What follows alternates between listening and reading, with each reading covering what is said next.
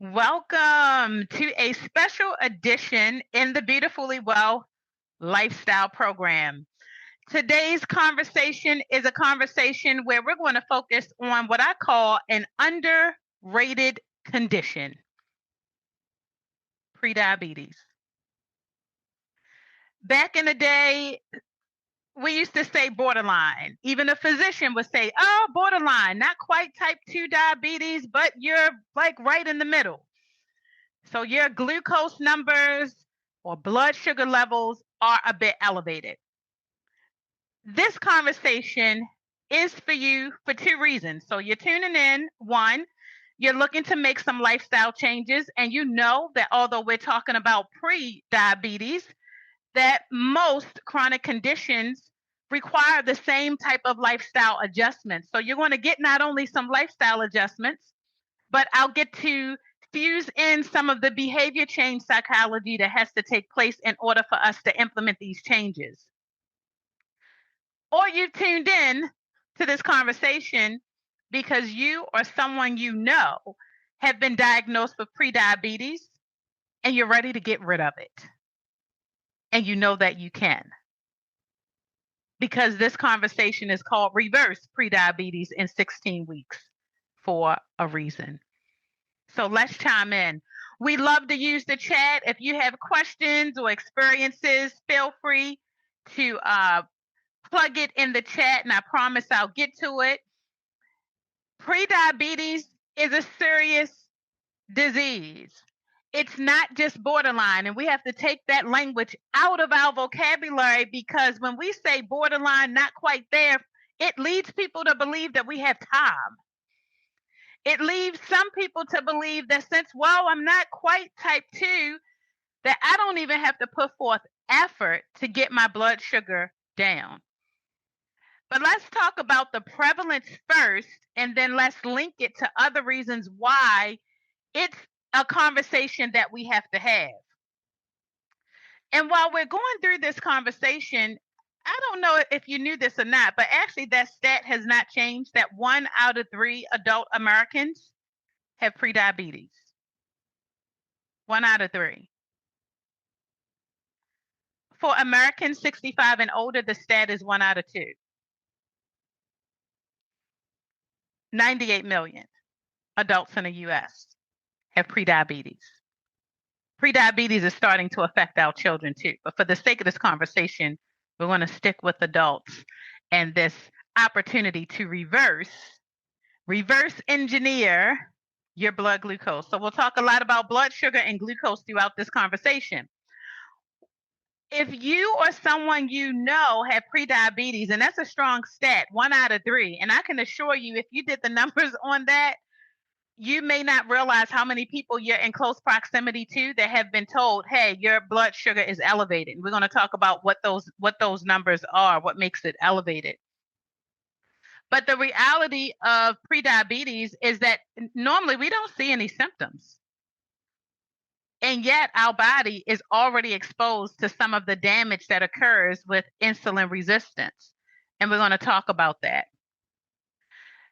Prediabetes, I'm going to focus on the A1C statistics because most lab work has A1C. A1C is a critical test that helps to determine if you have prediabetes or if you're creeping to it, because the A1C measures the blood sugar. It measures sugar levels over an average of 3 months. That's what we want to know. And so the symptoms are rarely ever visible.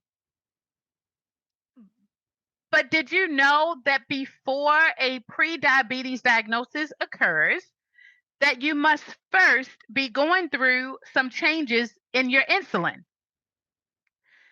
Insulin resistance is the first red flag, but it's not something that we feel. Just like we don't feel symptoms for prediabetes. But in order to get to pre, our glucose levels, our insulin levels are already compromised. So the prediabetes diagnosis is really just a red flag. It's an alert. And we want it to be an alert because let's face it, A1C numbers for prediabetes is 5.7 to 6.4. 5.7 to 6.4. Really important to recognize. An A1C of 5.6 or less is considered normal blood glucose numbers. But we want our blood glucose numbers to hit the lower fives if possible, right? 5.6 and below is normal. And of course, a type 2 diabetes diagnoses can occur at 6.5 or above. So if we're diagnosed with prediabetes and our numbers are 6.0, 6.1, 6.2, 6.3, 6.4, you don't know how much time you have before eventually the prediabetes diagnosis becomes type 2. You don't know that timeline. What you do know is the longer you wait to do something, y'all, because we know a chronic condition is a progressive condition. So the longer we go without making steps, of course, the worse the condition gets. So thank you for joining us. The prediabetes, what we're doing right now is just taking a minute, because for us who are here, kudos to you. If I could put reactions on, I would cheer you on for taking the time to join us, because it says you're serious about your health. But we also know others that we want to take prediabetes seriously too. And here's why. So when we think about insulin and how insulin works, our insulin is what keeps our blood sugar stable. Blood sugar is not stable the moment that we begin to elevate to prediabetes. What happens with our insulin when the insulin is no longer working the way that it's supposed to, then the sugar is not going to get to the cells where it needs to in order for us to work, for the body to function. So our cells are going through some issues, and now because we have more sugar than we need, then we'll start storing this stuff in the liver, the muscles, and that extra fat. So when our insulin is high, when our insulin is in trouble, it can lead to weight gain naturally. But insulin resistance is when that cellular function stops working, which means we can't sleep on prediabetes. We can experience some of the same symptoms as someone diagnosed with type 2 diabetes because of insulin resistance. We can also be at a higher risk for heart disease, stroke, and kidney issues. But I'm not going to beat us over the head about all the reasons why prediabetes, that language in these conversations, need to change so that we can see the awareness. And let me tell you, kudos to you, because I've been in conversations. November is Diabetes Awareness Month. I'm always in conversations with physicians, endocrinologists, primary care physicians. And guess what? The lack of education, awareness, and seriousness is not just us when we don't know. For many of us, we have healthcare partners or our primary care physician or healthcare team. They're not making it serious. And so naturally, if your physician, you get lab work and it says elevated, it says prediabetes, and they say, oh, you're okay, just go exercise, eat some more vegetables, and you're coming back to me in 6 months, or we'll repeat this when you come back for your next appointment, and let's see where you are. So how serious would you take it? You say, I get borderline, go ahead, do a couple of things, and in 6 months to a year, we'll check it again. Then it must not be that bad. So it is not all us. And this is a non-judgmental conversation. This is an empowering conversation. And I'm glad that I get to share it, because you're looking at someone who had to reverse prediabetes. And so I wanted to share this story. This is one of the few family portraits that I still have access to. And yeah, that's me. I'm the oldest. At one point, I was the tallest. And then later on, of course, both my brother and sister began to outgrow me in height and weight. Good for them. But What's interesting about this pre-diabetes story, you can ask yourself, were you surprised if you were diagnosed with pre-diabetes? Were you surprised when you got the news? Because see, here's the story. At the time of my pre-diabetes diagnosis, I only weighed 120 pounds. I went from weighing about 132 pounds. A dramatic weight loss for me was a 12-pound weight loss that was not intentional. I didn't know, even though people around me could see that I was dramatically losing weight. And the last thing I would have thought was pre-diabetes. During that time, I didn't know I was dealing with a few other health issues that eventually were diagnosed and led to colon surgery. But the pre-diabetes diagnoses didn't shock me as much as my doctor thought it should have. And I'll explain why. So in 2019, let me get the numbers right. 2017 has been that long. In 2017, I literally had just stopped teaching Zumba classes. Zumba was my side hustle. So you're talking about someone who was a 3-time certified health coach, certified in chronic conditions, certified in nutrition, certified in family health, certified in behavior change psychology, and an avid Zumba instructor, now diagnosed with prediabetes. In 2017, I was my dad's caregiver. And as he battled terminal cancer, what I didn't realize, like many of us who become caregivers, or many of us who have to become a pillar in the family, we don't realize the impact on our health when we are truly diving in to help and support others. I look back, I wouldn't have had it any other way. It was truly a gift and a privilege to be there for him in that way. My mom and dad at the time were divorced. They both had remarried, but they were the best of friends. And my dad and his ex-wife at the time were on the out. So what does that leave? The oldest daughter has to step in because the 2 crazy younger siblings just don't get it. I'm not judging, I'm just saying, I know my brother and my sister. But what I didn't realize, 6 months after my dad's death, I was diagnosed with prediabetes and a string of a few other conditions that all were manageable. But the irony of it is the timing of it all, which is why we also want to change the stigma surrounding prediabetes and type 2 diabetes, as if we are consciously putting ourselves at risk with food habits and exercise habits. Stress connects to it. And so we have a critical window. So I personally, in 3 months, reversed prediabetes. I was able to get my numbers down nicely to the low 5s in 3 months. I knew exactly what to do. But before I even talked about the strategy to get those numbers down, because I promised my doctor I would, I needed to first identify the cause. So let's jump in for a moment. Are you deep in the root of where you are right now in life? Have you identified your stressors?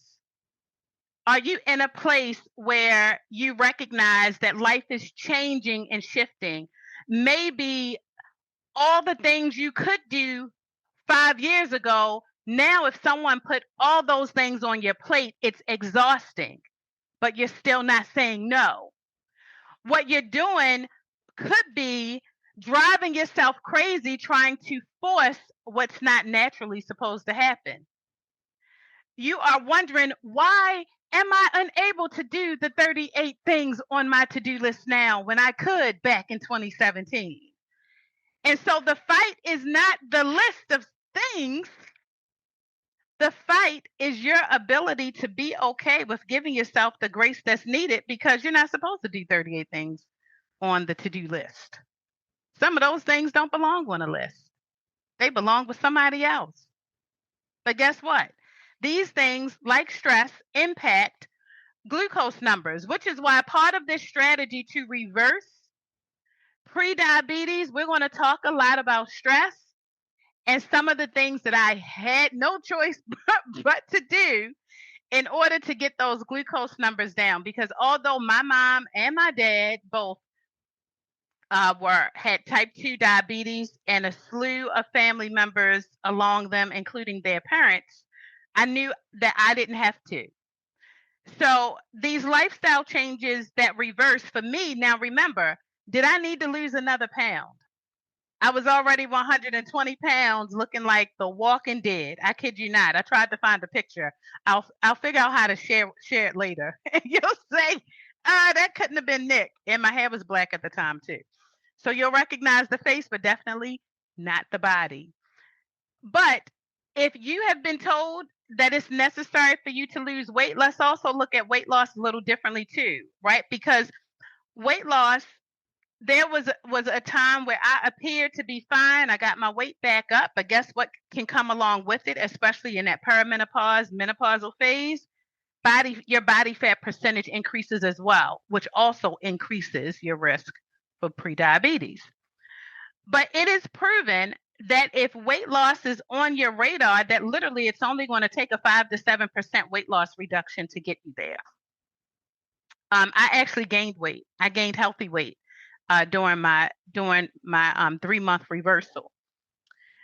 Of course, the healthy eating, we'll dive into it, movement, stress reduction.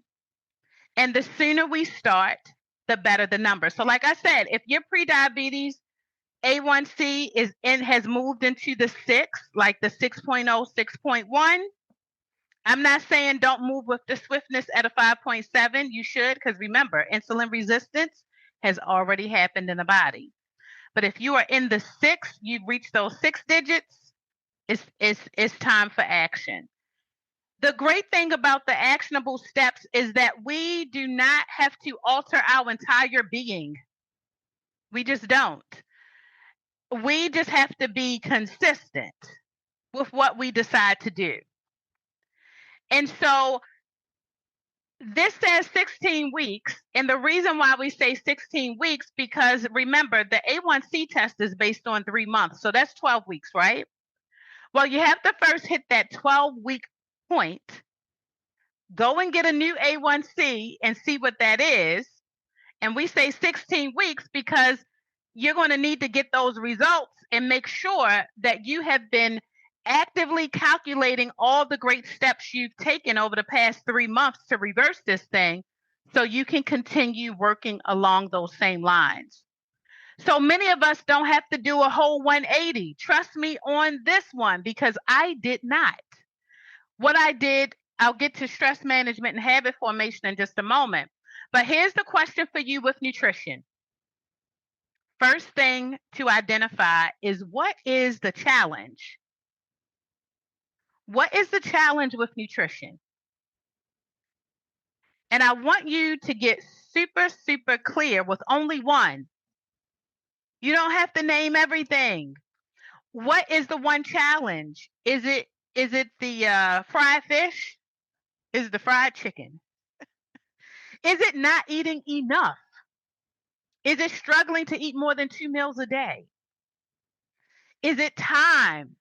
Because you find that things like meal prepping just feels like it's overwhelming. What's the one challenge to nutrition? Because here's what you're going to do. You're going to take that challenge that you have in nutrition and create a goal, a very short goal, to help you overcome that challenge. Because these tweaks to our health does not have to be a 180. You found the one challenge. Second, with nutrition, is you want to identify what's your healthy. What is the one healthy thing you got going for yourself? There could be multiple, but what's the one good thing that you can say about your nutrition habits? You do have one. Trust me, you have one. Could it be that you love vegetables? Could it be that you stop late night snacking? Could it be that you always take lunch for work? Could it be that although you know you can make some adjustments in nutrition, that you typically get 3 meals? Find the good. You know why? Because that one healthy nutrition that one healthy nutrition habit is going to help you overcome that challenge that you have. And what is your 5% weight loss goal? If you were to take out your smartphone and do the math on that, what is that 5% weight loss goal? Welcome. You know, what is it? It does not take a lot. Remember that previous slide said 5 to 7%. The third thing you want to ask yourself, we're going to go back to the challenge. What challenge are you having with physical activity? Y'all, let me break this down. Okay, we're talking about reversing prediabetes, but guess what? It's not uncommon if we've been diagnosed with prediabetes that we also have issues with our cholesterol. Now, I'm not asking you to talk about it out loud, but I'm just saying. Our metabolic health is impacted when blood glucose numbers are impacted. When blood flow is impacted, period, and we are struggling with a sedentary lifestyle, it is not uncommon that along with your goal of reversing prediabetes, that you're also looking at making sure that your cholesterol numbers normalize as well. And so when it comes to your physical activity, this is not just going to help you with your blood sugar levels. This is going to help you with your heart health. What's that challenge with physical activity? You feel like you need a gym? Well, guess what? This is the season. You feel like you need a personal trainer? Or maybe you haven't found the type of exercise that makes you feel like you can't wait to do it. What is the one challenge? And guess what? Even if you're living a sedentary lifestyle, I'm still going to ask you, then what is the good habit that you have related to physical activity? Are you a walker? Maybe the gym isn't for you. Maybe the influencer on YouTube with those 15-minute videos is not for you. But what is a good habit that you have or you want to hone in on with physical activity? Y'all, these are the basics. In a moment, I'm going to guide us through a very important aspect of the reversal, and that is the stress management. If I were to ask you right now, how would you rate your level of stress on a scale from 1 to 10? 1 meaning I don't even know how to spell stress because in my world it does not exist. And I doubt that I see a 1.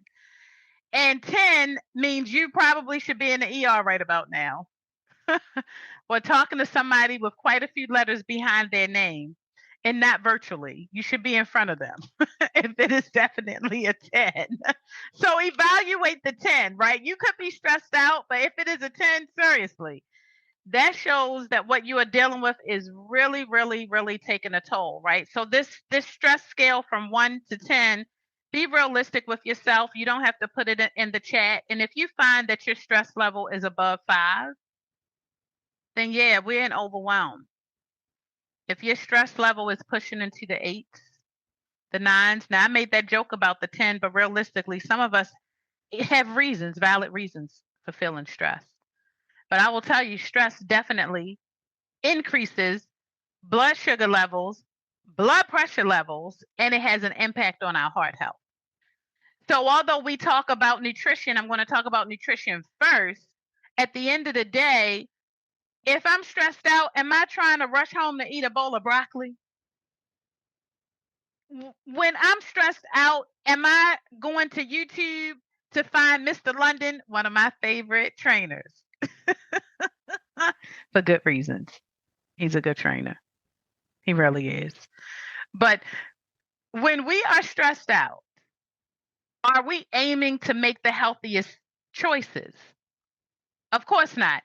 Which is why an underrated method to reversing prediabetes and keeping it off. And I mean, we're talking prediabetes, but this ties to any condition that we're dealing with that is considered preventable or chronic.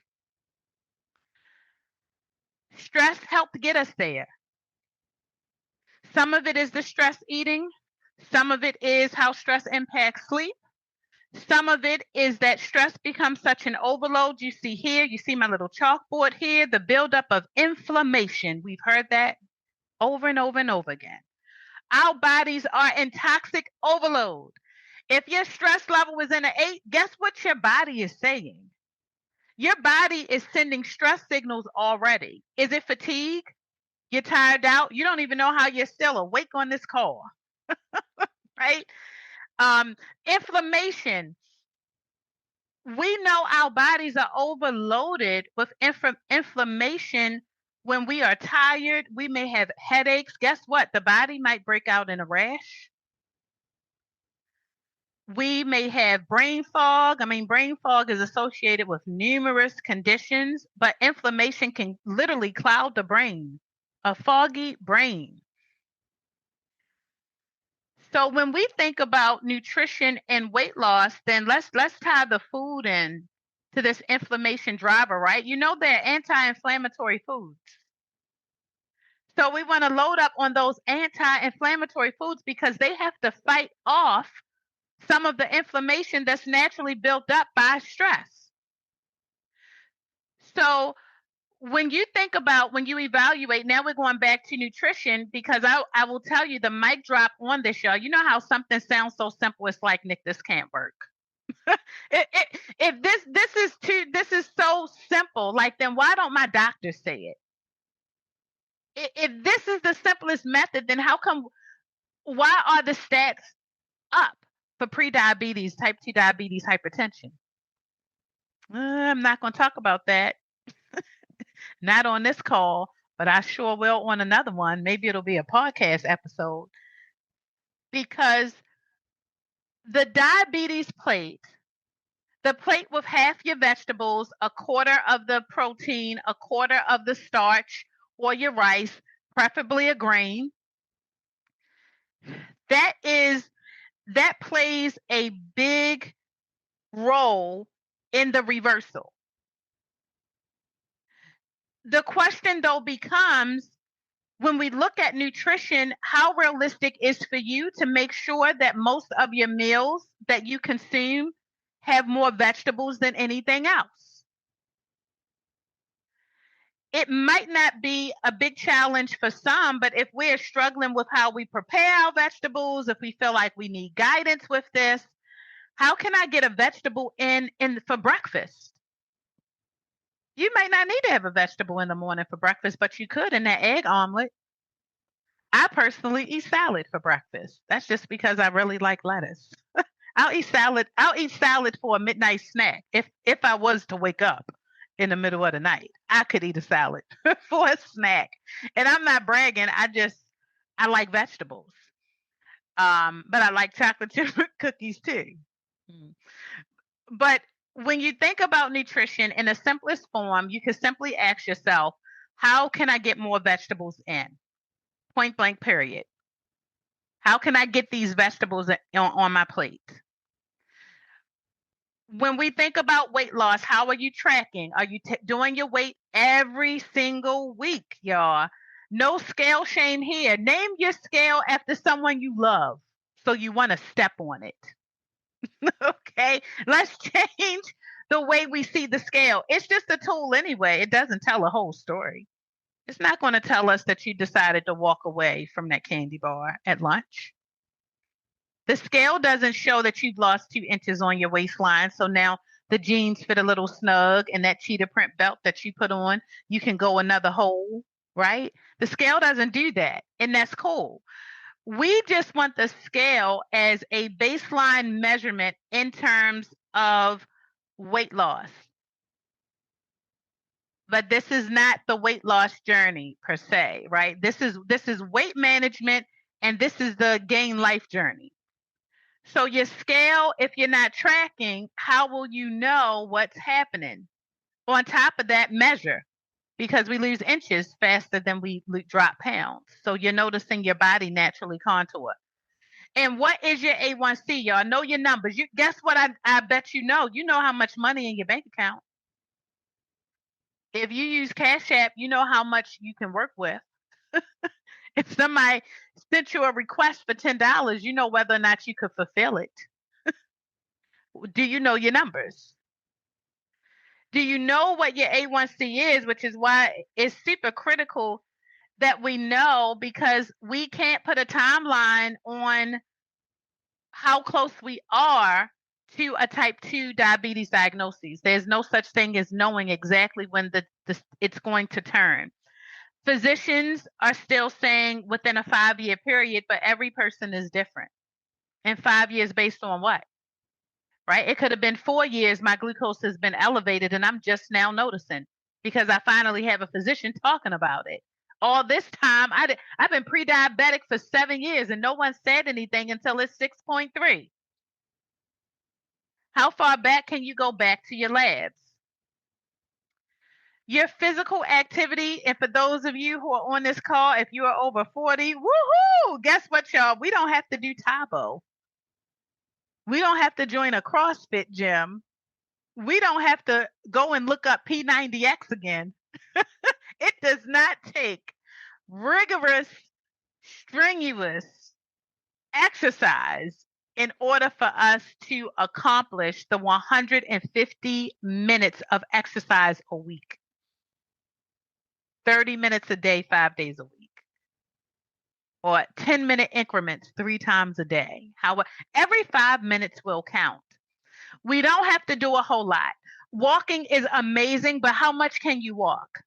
Are you actually increasing the step? Are you eventually brisk walking? Are you eventually going from 1 mile to 2 miles to 3 miles to 4 miles?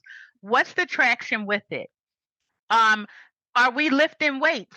Can we add some free weights, right? You know where you are in terms of safety, right? So I'm not prescribing an exercise routine. I'm just saying exercise is always going to come into play.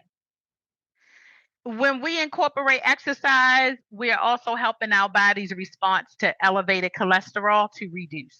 So I'm going to talk about cholesterol too, right? Because this is overall health. Bring that LDL down, that bad cholesterol, with your exercise activity. Get the 150 is proven and it's evidence-based. Now I asked about your stress levels on a scale from 1 to 10. You know what that number is.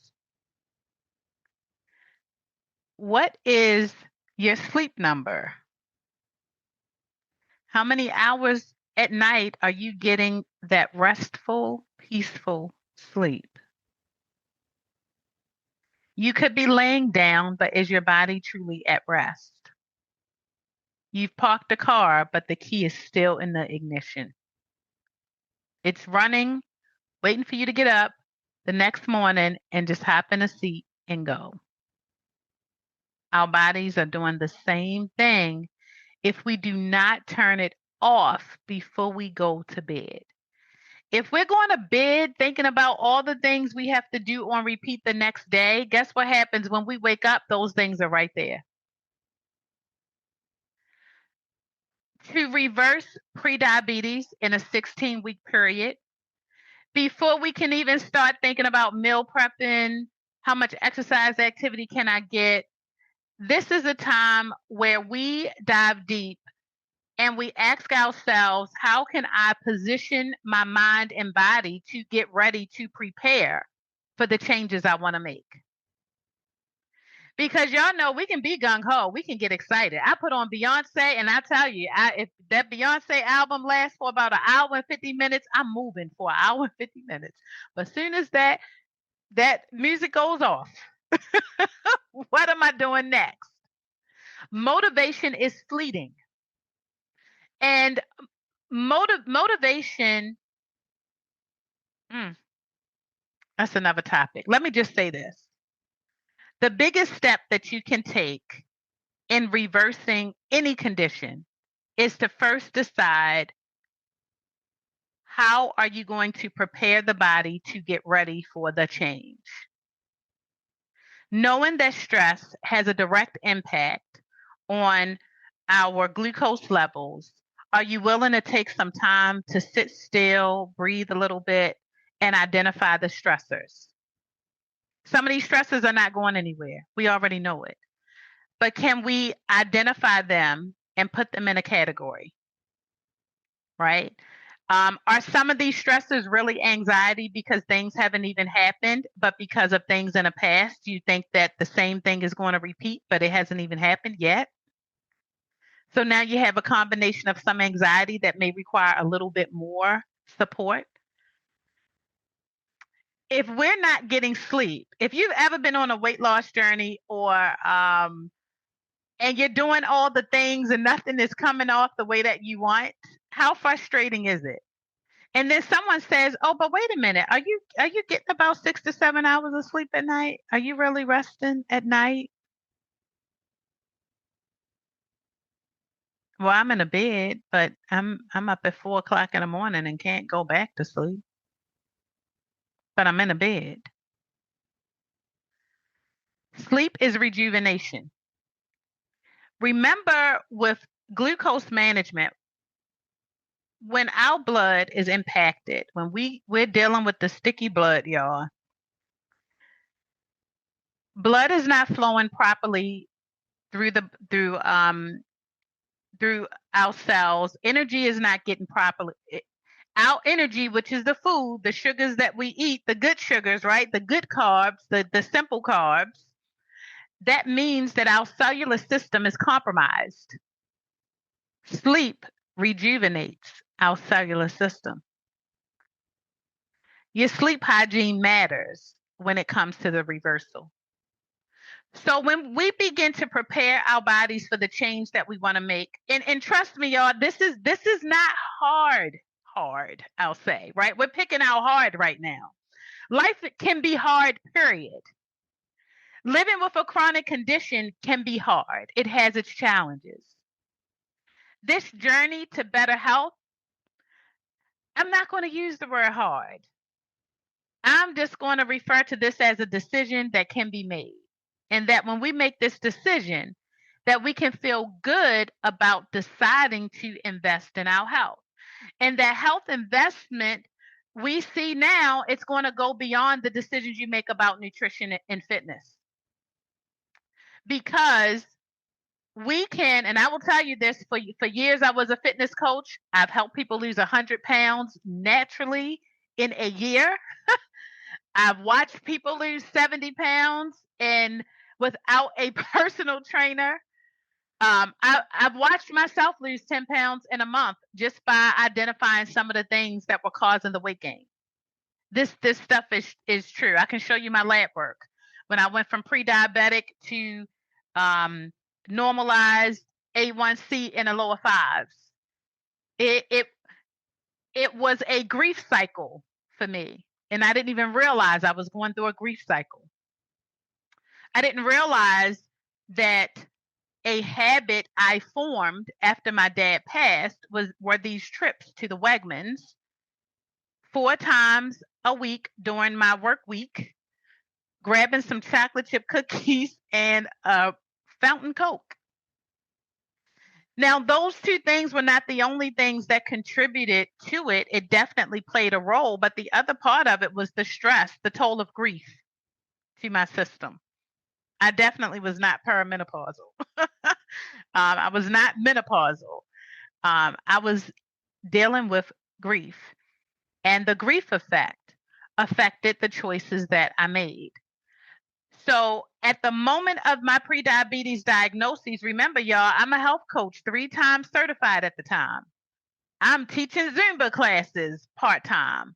You don't have to tell me how to be healthy. But what did I have to do? Although I knew the formula for success, I had to sit still and figure out, how did I get there? What put me here? What brought me here? And now that I'm here, what are some of the things that I have no choice but to do differently? Small, sustainable habits.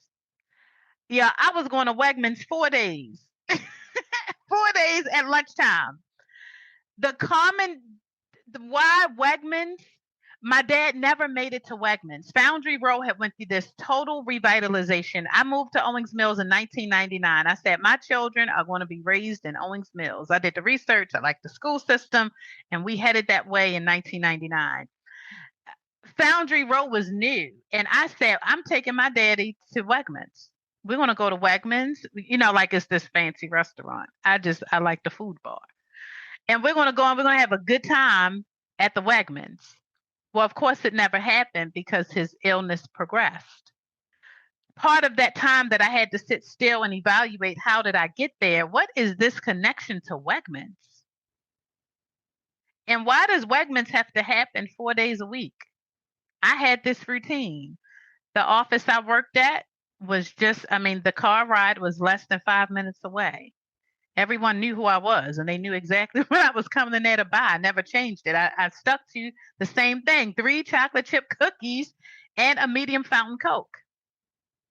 So here we are with, how did you get here? What stressors can you manage and control without overwhelm, right? Some things we can't change. But what we can change is how we allow it to affect us. Because now we're not just talking about how we feel mentally, we're talking about our metabolic health. If you're not close to the 6 hours, y'all, I'm in a 7 to 8 hour club. I will have it no other way, because I recognize that in order for me to do what I do, I have to be well rested. I have a sleepless night from time to time, but I'm one of those people, when it's time to go to bed, I am out. So evaluate that sleep, because your sleep is your rejuvenation, and your sleep helps with blood sugar management. And of course, you want to get support and accountability. Who are you telling that you're on a journey? Now, let's walk through really quickly. I want to get some questions too. If you have any questions, you can feel free to put in the chat so that I can make sure I get to those questions that you may have. How do you reverse prediabetes in 16 weeks? I talked about my 12-week reversal, but there's a roadmap to this. I've talked a little bit about some of the things that have to be incorporated in this roadmap, but how do we realistically make it happen? Week 4, 30 days, y'all, month 1. That is the baseline. This is where you know all of your numbers: weight, muscle mass, body fat mass. You've done your measurements. You may have even measured your neck. You know your A1C, and guess what? You know your blood pressure reading. You know your average. You know your cholesterol numbers. Because as you work towards this, other aspects of your health are going to naturally improve. So you want to be able to see the improvement. You're going to set goals, but these goals are very clear and simple, and they're only happening 1 week at a time. We are not setting 3 goals a week. It doesn't work. Trust me, it doesn't work. 1 goal a week. And you're using the support of proper meal planning specific to glucose management and heart health. So your first month, this is where, remember I said we're getting clear. We're going, let me prepare my body for this. Let me do the necessary work. Let me know what's my big goal by week 16, and let me backtrack with the goals that I need to accomplish 1 goal at a time, week by week, to get there. In that middle, those 2 months, weeks 5 through 12, because now that you've built up momentum in month 1, now we are working on consistency, y'all. This is not about motivation. I'm sorry. I think motivation is played out. It's a word we're using way, way, way too often. And motivation is a word that is gradually replacing the real deal, which is discipline. If we have children, we know what discipline means. And at first, it might not feel great, but in the long run, it brings a reward. Those crazy kids are honorable adults of society because we did not hold back. Some all they needed was a look, and others needed you to do what you got to do.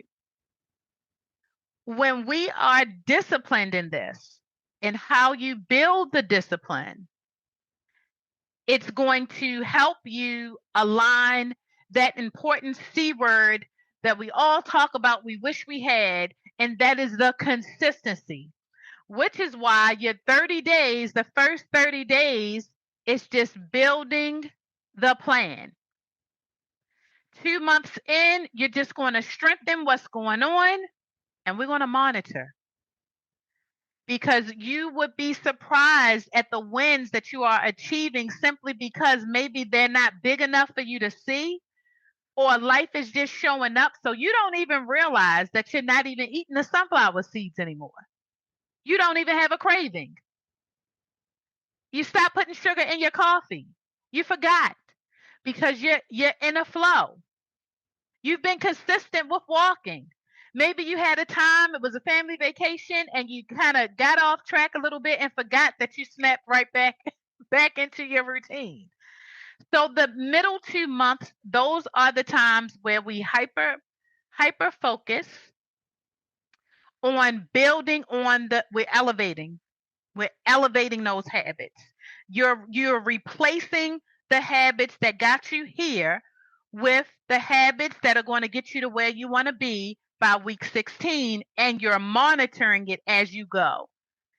So in that last month, those last 3 weeks, you are assessing again with the new A1C test. You are going back to review all the successes and everything that worked, and also some of the things that proved to be a challenge. And now, because you have actively for 4 months engaged in a plan, now you're going into maintenance. How do I keep my A1C from creeping back up? How do I stay on point? Because remember, when it's lifestyle driven, you've already built it in, y'all. 21 days to a new habit. That's why the first 30 days are critical. And did you know from a scientific position that our cellular system changes every 4 months, 16 weeks. 4 months, you're literally changing. When I say whole new person, in 4 months, you're a whole new person metabolically. If you allow your body to be given a chance to rejuvenate, to reset, if you'll allow your mind to get excited about what you know you can achieve. You don't have to be motivated to do this. You just have to decide to do it. That's it. And I know it sounds so simple, but how we're able to do it is when we start with small basic steps, right? You may need motivation to get you to 150 minutes of exercise activity a week if right now you're only doing 30. You're like, okay, how do I get there? No, we're going to first focus on the discipline with a very clear plan. And 16 weeks from now, you'll be glad that you positioned yourself to do it. In the Beautifully Well Lifestyle Program, which is our CDC recognized program, it is evidence-based. It's from a holistic perspective. And what do we mean by holistic? Holistic simply means, just like our discussion, we're considering you as the whole person. Holistic means that we go beyond the basics, food and exercise. There are the factors. With consistency, week by week by week, with tracking week by week by week, you can reverse prediabetes. In 16 weeks, you say, what if it's not reversed, Nick? Well, guess what? If you're doing the work, there is no way on this planet that your A1C will not reduce. There's no way on this planet that your blood pressure will not go down. There's no way on this planet that your cholesterol numbers will not go down. It's evidence-based and it's proven. And now all you have to do is be determined to do the work. So Oh, that is an excellent question. I want to get to these questions here. We actually have a whole meal plan, Helen, that's anti-inflammatory. Christy, the dietitian, put it together. And I'll give you just a real quick example, right? Anti-inflammatory foods are going to be the foods that are the least processed as well. Our vegetables fall into the anti-inflammatory category. And then there's some vegetables that just dominate the category, like garlic, onions, scallions. We have beets that have nitric oxide that to eat beets, the fresh beets or beet juice gives the body a chance to reduce toxicity in the body, in the cells. And then you have, when we think about anti-inflammatory, we're also just thinking about those foods that inflammatory foods, of course, are going to be the foods with a lot of additives, preservatives, added sugars. The opposite of that, of course, is going to be the foods that are in their purest form. So, good question. I can make sure you get that meal plan because you can incorporate it. And it's nice to be able to identify what those foods are. And yes, so good to see you, Mr. Derek. I feel you. I know it. And Mr. Tyrone is waiting for you. So let's connect. If at all possible, before 10 a.m. tomorrow. Oh, love this question, right? Remember, we said your plan and your program is going to be specific to you. So if you have challenges, one of the challenges to exercise could simply be it could involve just limitations in terms of movement. Then the question becomes, what can I do? Ooh, we have a bunch of experts on here, y'all. There are a lot of things that you can do. It also speaks to the anti-inflammatory that Helen brought up. Because think about it, y'all, when we're dealing with joint pain, when we're dealing with other conditions, what is the trigger? 90% of chronic conditions are caused by inflammation. So when we reduce inflammation through food and exercise, it supports natural pain management.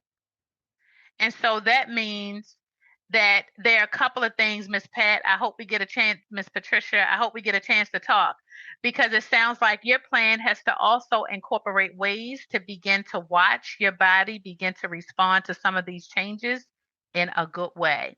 And the last thing you want to do is cause further injury.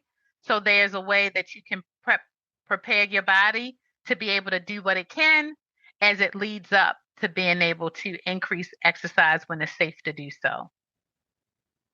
Thank you for sharing that. Thank you for sharing. Oh yeah, we got to talk, Mr. Derek. And yes, the mindset. So let me put this in the chat. Woo-hoo. I believe I may have mentioned this. Let me do a stop share because I want to be able to add this information in the chat. So what I'll do, because I want to open it up to some more questions and then dive a little bit deeper into the mindset. As I'll close out, you can reverse prediabetes in 16 weeks. The secret to success is not the belief that you have to do a complete 180 and flip your life upside down. As a matter of fact, it is just the opposite. In order to reverse this chronic condition, the first step is to build awareness around how you got there. Identify those stressors and identify those other habits, especially as it relates to sleep, so that you can see that there are some barriers beyond food and movement that could be contributing to an elevated glucose numbers, including hormonal changes for those of us in perimenopause and menopause. And then that next step is to identify very specific short goals and build the consistency. And part of building that consistency is also to be able to praise yourself for the steps that you are making, the goals that you are achieving, so that you can continue to build discipline through the consistency. And that, my friends, is how your destination to success, which is reversing a prediabetes diagnosis with that simple success formula.